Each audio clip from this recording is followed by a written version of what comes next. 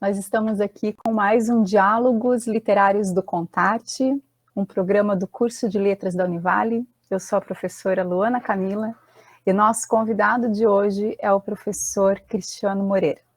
O professor Cristiano é graduado em Letras Português e Espanhol, mestre em Teoria Literária e doutor em Literatura Brasileira pela Universidade Federal de Santa Catarina.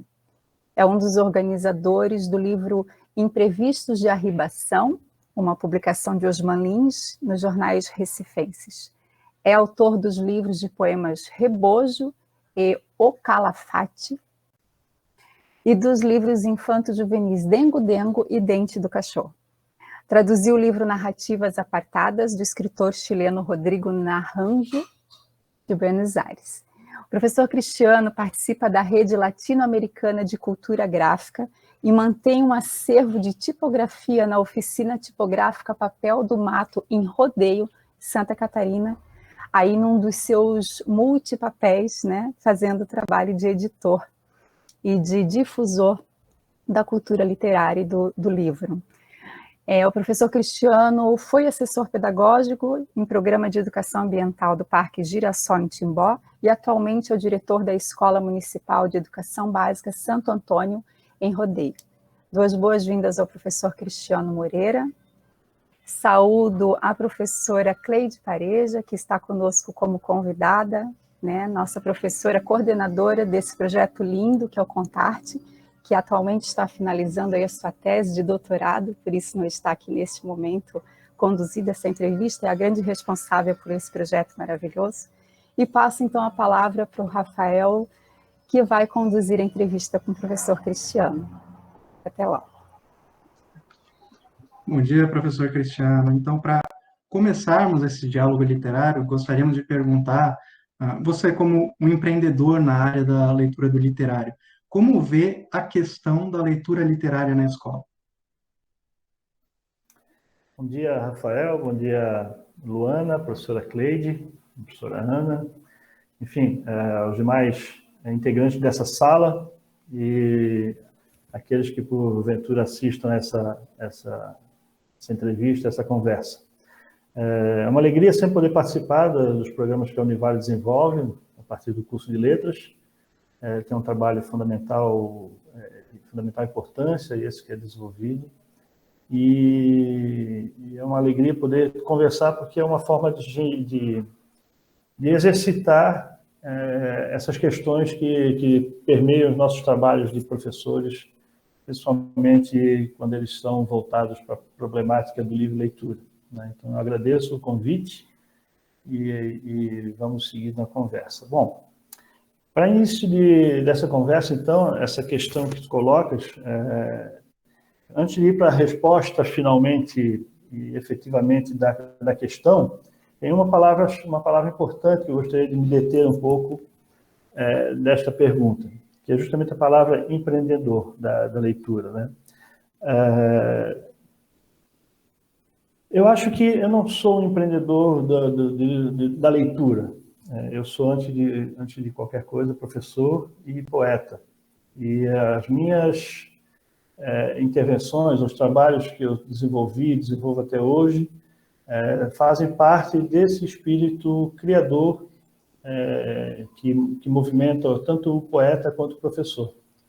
Então, os projetos dos quais eu falarei mais adiante, e todo o meu trabalho em torno da educação, da escritura, da leitura, são, por assim dizer, extensões daquela força que move o poeta quando escreve um poema, ou o professor quando ele está dentro da sala de aula, conversando com os estudantes, fazendo essa troca de saberes no momento da lição, da aula, né? Sempre lembro daquilo que o Barthes falou na aula inaugural, né? Dessa questão de lidar com a linguagem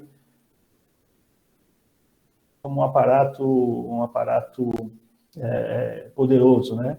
Ou como o Larousse diz, no ato da lição, a aula é ler junto com os estudantes, né? Essa palavra lição, ela nos diz muito no momento que a gente está em sala de aula e que nós, quando estamos falando, nós estamos processando tudo aquilo que a gente acha que sabe, né? Quando a gente está dando uma aula, quando a gente está gravando uma entrevista, enfim. E aí, Rafael, isso é importante, e foi bom que vocês colocaram esse conceito, porque parte de todo o problema que a gente vai discutir nessa conversa, imagino eu, passa por essa ideia que, de um tempo, bastante tempo para cá, vem tomando conta dos pensamentos, né, em torno da educação. Desde as bases curriculares, né, até os programas de formação continuada que muitas secretarias de educação promovem para professores. Esse linguajar do empreendedorismo, do neoliberalismo, tem tomado conta do pensamento da educação, como aquelas eras, né, com aquelas ervas que vão tomando conta do jardim, vão fazendo com que definem toda a florada de um jardim.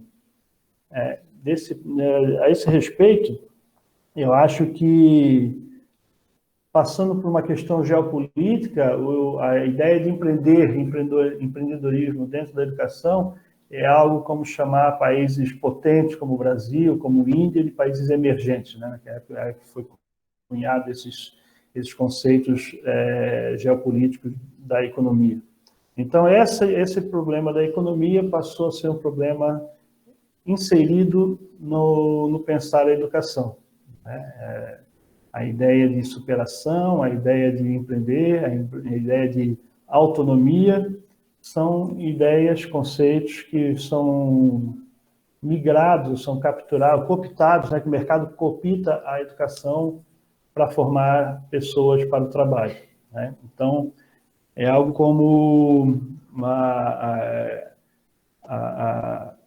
barbárie, né? A barbárie que vem se apoderando e tomando conta do espaço do pensamento, e por isso nós estamos aqui conversando, né? O que move esse grupo, o que move a conversa é justamente esse problema da barbárie na educação. Bom, por isso a questão da leitura na escola é tão prejudicada, porque a gente vem ao longo de um bom tempo, de décadas, né, formando professores para uma sala de aula em que há uma vontade de potência ali, de aprender, e aí, às vezes, na nossa formação, a gente não consegue dar conta de perceber quanto desse espaço que nós vamos ocupar em sala de aula está tomado por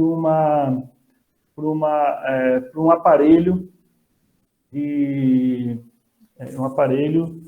eu diria que é um aparelho pernicioso que nos torna educadores para o trabalho. Se a gente é educado para o trabalho, a gente não tem tempo para pensar em outras coisas, né? A nossa ideia de ócio, a nossa ideia de deriva criativa, né? De pensamento, não consegue abarcar uma ideia de vida sistêmica, que é necessário para uma aproximação da leitura. Eu quero dizer com isso que a gente burocratizou demais a educação sem que a gente tenha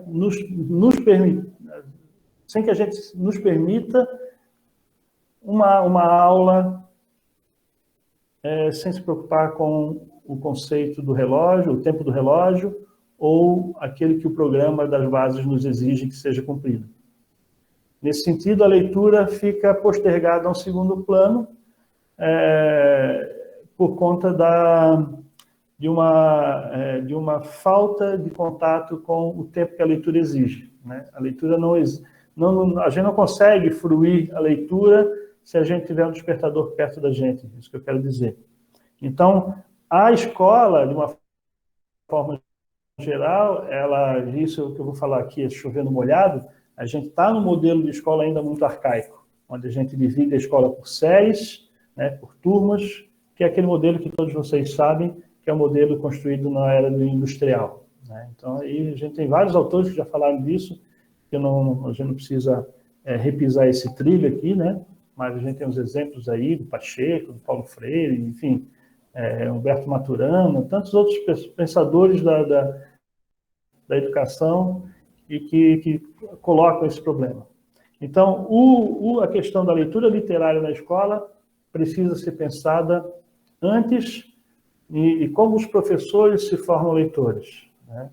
Como é que o professor de língua portuguesa, a quem erroneamente é dado todo o peso, toda a carga de trazer o literário para a escola, né? Ou seja, se não forem os professores de língua portuguesa, parece que o livro não entra na escola, né? Porque os outros componentes curriculares não lidam com a leitura como uma responsabilidade compartilhada, né? Fica a cargo dos professores formados nos cursos de letras, né? Então aí está o problema, né? Falta talvez o problema da leitura literária é um problema de paixão,